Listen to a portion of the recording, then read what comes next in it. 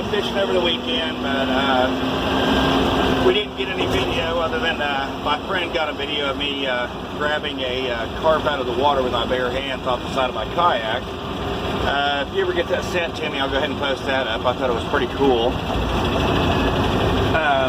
Anyway, but instead I'd give you a little video of what I do at work here. I'm a switcher truck operator, or yard dog driver, or shuttle truck operator, whatever you want to call it. And I run around this big manufacturing plant, and whenever they need trailers moved in and out of doors, they give me a call and I go pull them. And here I go pull one out of the printer dock and put it where it belongs, and then put another one back in. So anyway, I hope you guys will find this interesting. I mean, not everybody gets to see this end of it. You know, in this end of the trucking industry, they see truck drivers going on the road, and you know, they hardly ever see them getting into docks, getting out of docks, what have you. That's better. Had a little water on the windshield there, made it blurry. Anyway, there's part of the warehouse there, and the manufacturing. Anyway, they use raw polypropylene plastic pellets, and they use it to make all kinds of different products, like dryer sheets and like sandbags for the military, or putting up like sandbag walls for extra armoring and protection. They make house wrap here. It's like a draft stop that they wrap around houses before they put, they wrap around new houses or remodeled houses to stop drafts, and they put it underneath vinyl siding. Anyway, this, I don't know, this dock I'm getting ready to pull a trailer out of, a lot of people are like afraid of it. But, you know, I mean, it's tight, but if you pay attention to what you're doing, it's not that big of a deal.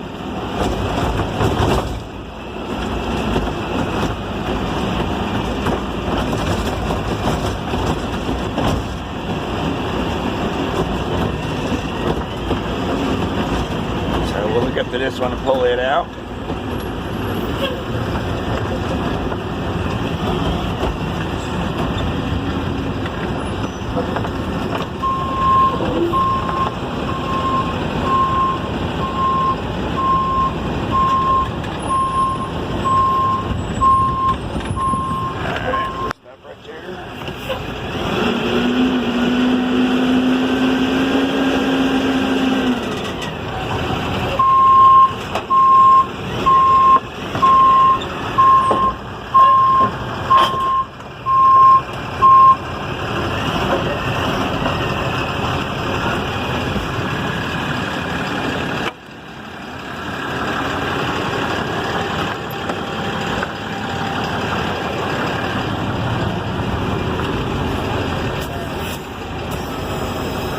That puts air to the parking brakes on the trailer, so to release the brakes.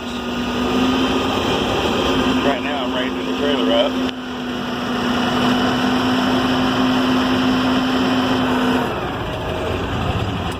We're going to pull this one out.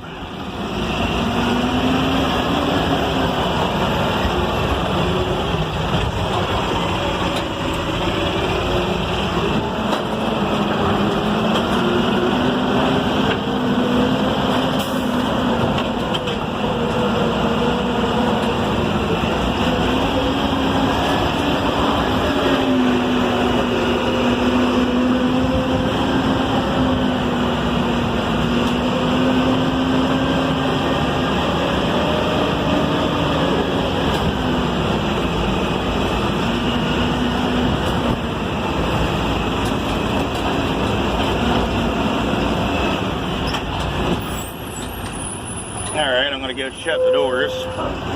Don't want to drop my phone in the water. It's kind of wet today. So I'll be back. Well, it looks like somebody messed up. They put 108 black in trailer 1. And we already had a load of 108 black sitting on the railroad, and we have to use the partial loads first. So I'm going to drop it right here along the railroad.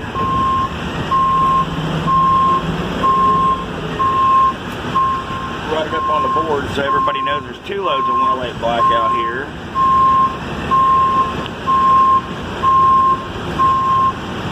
Of course, I know somebody's going to have a fit about it, but what are you going to do, you know?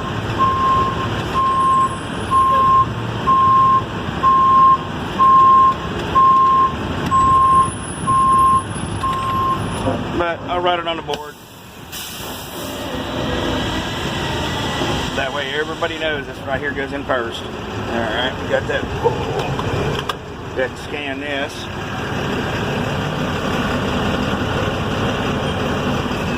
Alright. Let's get it.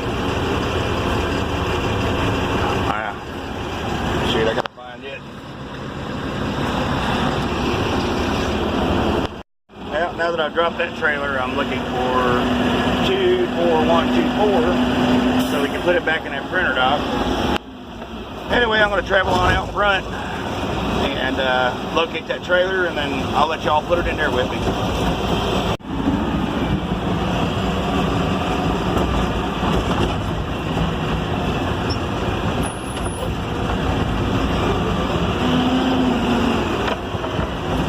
Alright, let's see if we can find our trailer.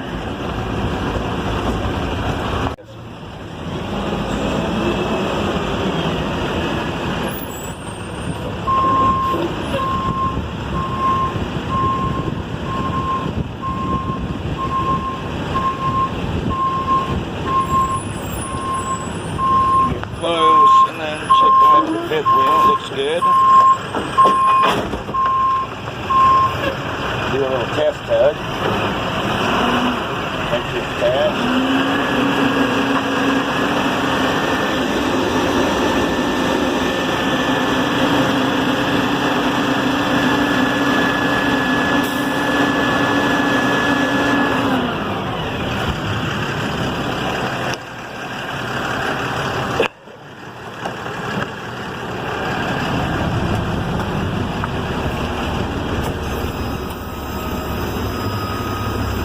Release the brakes on the trailer.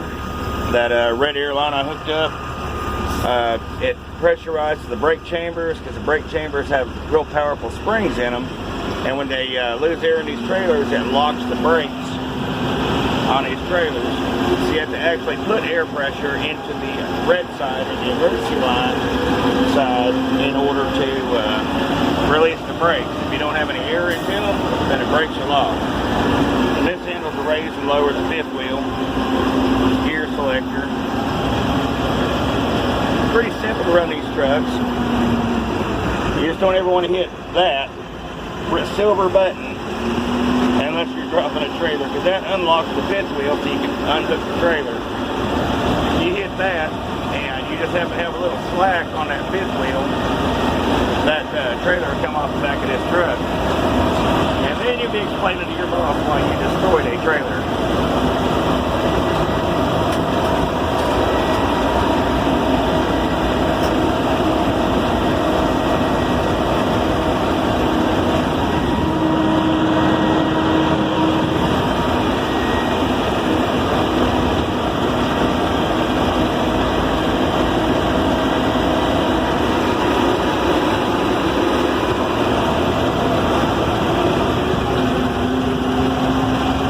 Keep in mind when you're doing this, you're not driving a truck, you're driving a trailer.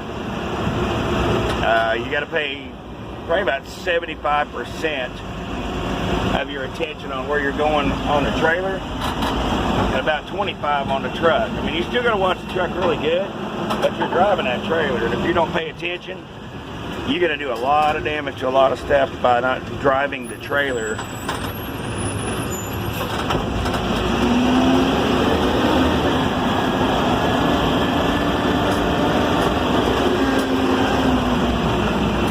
You're always checking your mirrors.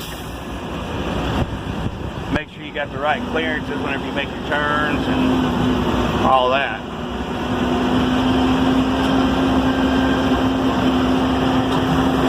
Kind of like working a snake through here, I guess, you know.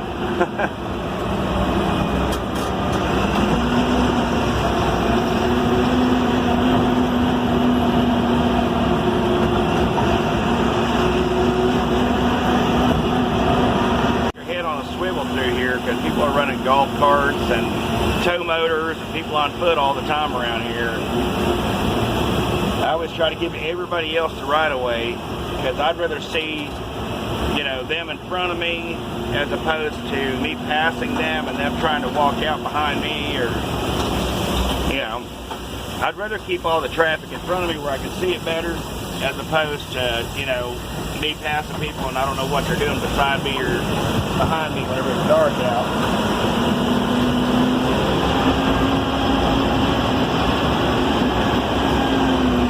Half the time working night shifts here, they don't run their lights anyway, so you can't see them until they're right up on top of you, especially if it's raining. I'll complain about it quite a bit, but, you know how that goes when you talk to management at a lot of places. And they'll scream at the employees, everybody will, you know, use their lights for a little while, and next thing you know, it gets back to the same old, till somebody gets hurt. But that's pretty much anywhere.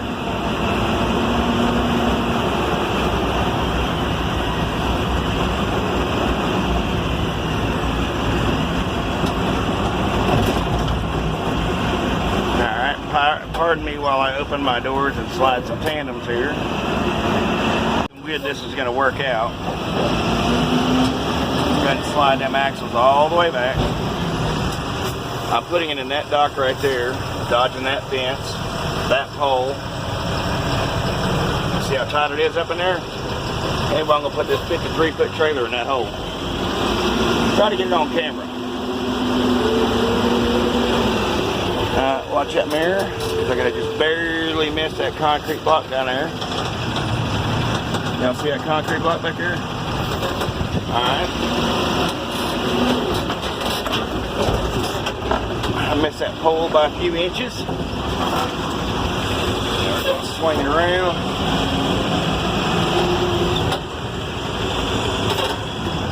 Dodge that fence. We're at a 90, we're about 3 feet off that fence right now at a 90. So we'll open her up. Find the axles up right there. I'm going to try to keep this on camera now. I can get back under about 6 inches off that fence.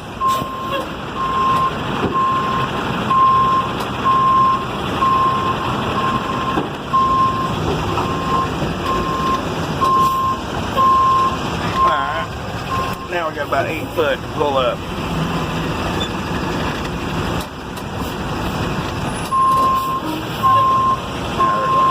Move the trailer over just a hair. Turn it. Then get back up underneath it.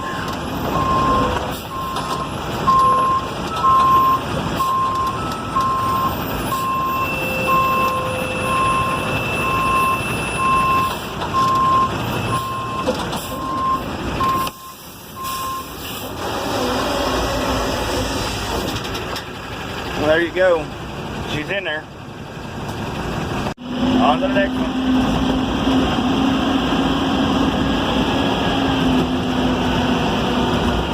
Let's see if we can't squeeze through here.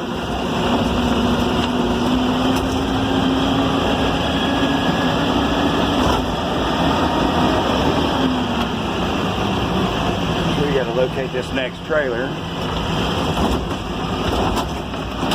There it is back there.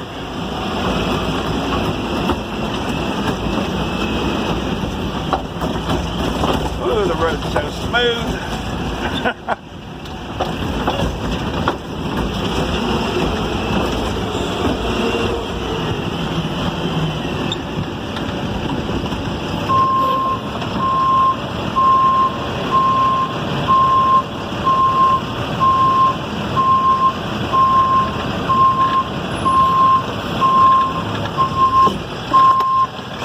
Real high. Gotta lower it down.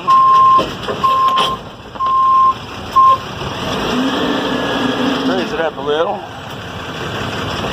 Tug test, make sure I'm locked.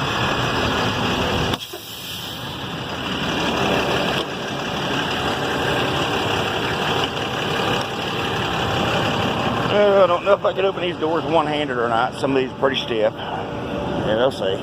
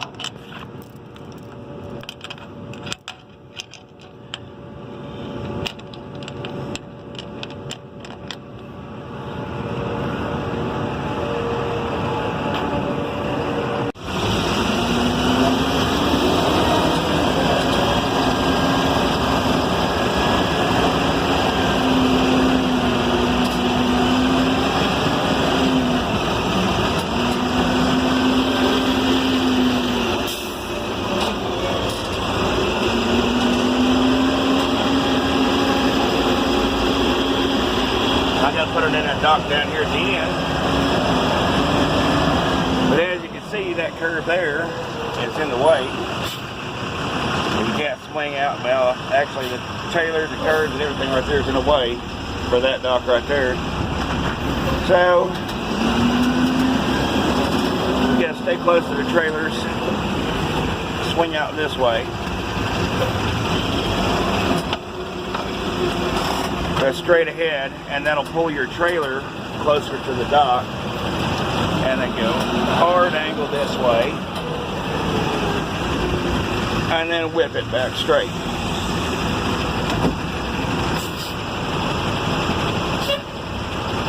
And look how I'm aimed at it. I know it probably didn't turn out too good on the video.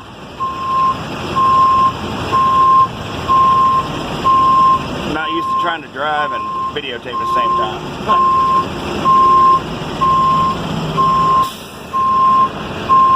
Sorry about that, I was off target with the camera. We'll start turning before we need to turn. Those tires are 10 feet around, and it takes 10 feet of movement before your correction will start taking effect. So you always got to turn sooner than you need to.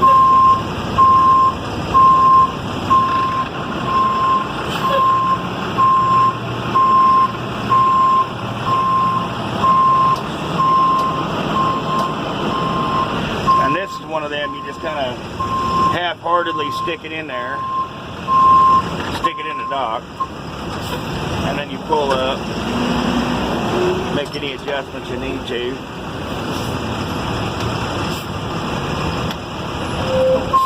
and then put her in there again.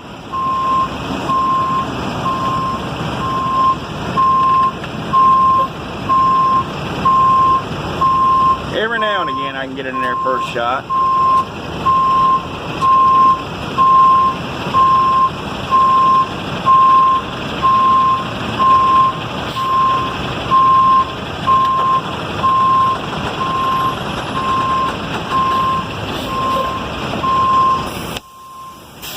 Brakes, put it in neutral, drop a trailer,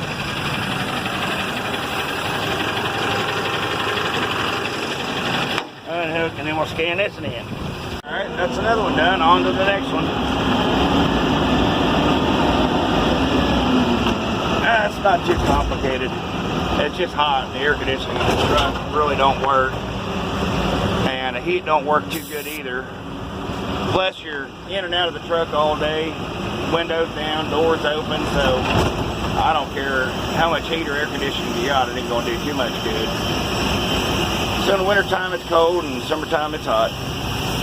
Oh, hey, by the way, you see that there? It's a pet recycle plant, Echo building. Now, if y'all don't like your pets, you can bring them up here and they'll be recycled and made into new pets. You know, anybody who has a pet that they don't like, y'all just go ahead and let me know and we'll bring it up here and we'll get it recycled for you. I'm kidding. It's PET waste. It's not pet, or it doesn't have anything to do with animals. It's a type of plastic waste that they recycle. Or it's like a material that they run that's been messed up or something like that, and they'll recycle it, remelt it, remake it into new pellets, and then rerun it again. And I'm not sure how many times they can recycle this polypropylene pellets and chemical blend that they use here, but apparently it's quite a few times. Shoot, they hardly ever get shipments of new material in unless they're running low on the recycled stuff. But they recycle a lot of their stuff, and so it is helpful. Definitely saves them a lot of money to do it. From what I understand, that building, Echo, when they built it, they said that it would probably take 20 years of recycling their materials to pay off what they paid to build that building and all the machines. And it turns out it actually paid for itself in 6 months, and it's been, that machine and that building's been running for years. So anyway, there you go. There's an idea what I do for work. I'm gonna run on in the office here and start editing a video together. We'll see y'all.